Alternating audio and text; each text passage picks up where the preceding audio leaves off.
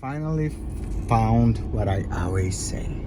Island vibes. I told you it is the case. Island vibe. That's it. Chinese, another Chinese food. That's it. It's really cool here is you have laundry machines like stores. This one is Sadie's Laundry, and it's here in Christianstad, and it works pretty well. Really good infrastructure. The machines are pretty new and working well.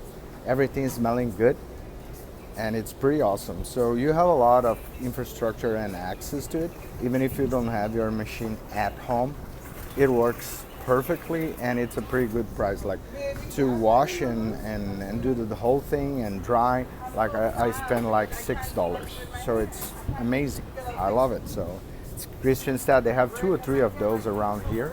So it works, and it's clean, and it's efficient, and the people like Raquel and the gentleman that was at the cashier, extremely polite, helpful, friendly, really good people. So I do recommend. One more good thing about St. Croix: people and infrastructure.